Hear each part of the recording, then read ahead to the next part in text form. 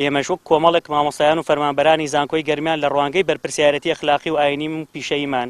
بیر و دەنگ و هەڵوێستی خۆمان یەک خستووە و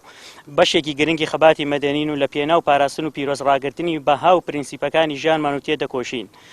دەمانەوێت ئیرادە و شکۆ و سربەخۆیی ئەو دەستگایی کە تێیدا کار دەکەین بگەڕێنینەوە دووپاتی دەکەینەوە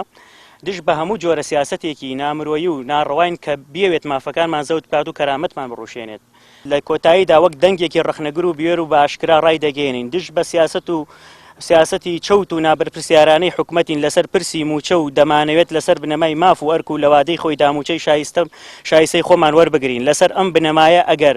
پێش تاقیکردنەوەکانی کۆتایی ساڵ موچەیەکی تر وەرنەگرین ئەوە پامەد نابین بەدەوامەوە بایکۆتی تاقیکردنەوەکانمان دەکەین. گربوونەوەکەمان تەنها بۆ بە چاوڕوونی ئێوەی بەڕێز و تەواوی خەڵکی تەنها لە موچەدا کورد ناکرێتەوە چونکە کەرامەتی ئێمە وەکو جیلێکی دیاریکراوی ناو کۆمەلگای کوردی کە مامۆستاین و کەرامەتی ئێمە زۆر لەوە گەورەترەکە لەسەر موچە کۆ ببینەوە ئەگەر چی موچەش بەشێکە لە داواکاری و مافەکانی خۆمان بە بەشێک لە کەرامەت و لە شخصیەتی خۆمان ێزانین بەڵام ئەوەی کە گرنگە ئێمە لێرەدا بیخێنە بەر چاوی بەڕێستان و تەواوی کۆمەڵانی خەڵکی کوردستان ئەوەیە کە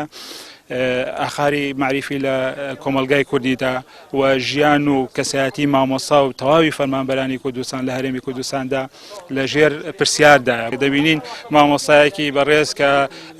ئیشی پەروەردەکردنی نەوەیەکە بۆ داهات و ڕۆڵەی ئەوانە دەبینی سەیەکی لەسەر شەقامەکان شەقی لێ دەدرێت ئێمە لێرە نەدەبوو لێرە داوای مافی خۆمان بکەین بۆ شێوازە بیاوان بەرگریان بکەدا ئێمە کاری زانستە نەک کاری خۆپیشاندان و گربوونەوە.